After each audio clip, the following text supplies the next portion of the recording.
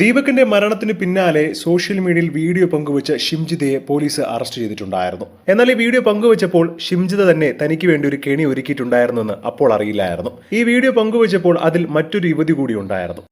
ആ സഹയാത്രികയുടെ വീഡിയോ പോലും മറക്കാതെയാണ് ഷിംജിത തനിക്ക് റീച്ച് കിട്ടാൻ വേണ്ടിയുള്ള തിടുക്കത്തിൽ വീഡിയോ സമൂഹ മാധ്യമങ്ങൾ പങ്കുവച്ചത്. എന്നാൽ ഇതാണ് ഇപ്പോൾ ഷിംജിതയ്ക്ക് തന്നെ കെണിയായി മാറിയിരിക്കുന്നത്. വീഡിയോയിലൂടെ തന്റെ മുഖം വെളിപ്പെടുത്തിയതിനാൽ ഇപ്പോൾ ആ യുവതി ഷിംജിതയ്ക്കെതിരെ പരാതിയുമായി എത്തിയിരിക്കുകയാണ്. ജനുവരി 17 തന്നെ ഈ യാത്രിക ഈ ഷിംജിതയ്ക്കെതിരെ പരാതി നൽകിയിട്ടുമുണ്ട്. പ്രചരിക്കുന്ന വീഡിയോയിൽ നിന്നും തന്നെ ഒഴിവാക്കണമെന്നാണ് ആവശ്യം. കേസിന്റെ ഭാഗമായി അന്വേഷണം വരികയാണെങ്കിൽ എല്ലാം തുറന്നു പറയാൻ തയ്യാറാണെന്നും യുവതി പരാതിയിൽ പറയുകയാണ്. പിടിയിലായ ഷിംജിതയ്ക്ക് ഒരു തരത്തിലും രക്ഷപ്പെടാൻ പറ്റാത്ത രീതിയിലാണ് ഇപ്പോൾ കാര്യങ്ങൾ നീങ്ങുന്നത്. തന്റെ അനുവാദമില്ലാതെ ബസ് യാത്രയ്ക്കിടെ യുവതി വീഡിയോ പകർത്തി എന്നുള്ള പരാതിയാണ് ഇപ്പോൾ ഷിംജിതയ്ക്കെതിരെ സഹയാത്രിക നൽകിയിരിക്കുന്നത്. ഒന്ന് ഫേമസ് ആവാൻ വേണ്ടി വീഡിയോ ചിത്രീകരിച്ചതായിരുന്നു.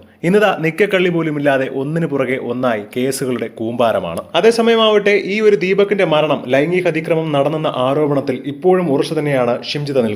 കാരണം ഇനി അങ്ങനെ നിന്നേ പറ്റൂ. എന്തെങ്കിലും തരത്തിൽ താൻ ഫേമസ് ആവാൻ വേണ്ടി മാത്രമാണ് ഈ വീഡിയോ ചിത്രീകരിച്ചത് എന്ന് പറഞ്ഞാൽ കഥ ആകെ മാറും. അതുകൊണ്ട് എന്തൊക്കെ വന്നാലും ഷിംജിത ഈ ഒരു കാര്യത്തിൽ ഉറച്ചു തന്നെ നിൽക്കും. ദീപകിന്റെ ഈ ഒരു അവസ്ഥയ്ക്ക് കാരണക്കാരിയായ യുവതിയെ തീർച്ചയായും കടുത്ത ശിക്ഷ തന്നെ നൽകണമെന്നാണ് ഒരുപാട് പേർ ഇപ്പോഴും അഭിപ്രായപ്പെടുന്നത്. എന്താണ് ഇതിനെക്കുറിച്ചുള്ള നിങ്ങളുടെ അഭിപ്രായം എന്ന് താഴെ മറക്കാതെ കമന്റ് ചെയ്യുക.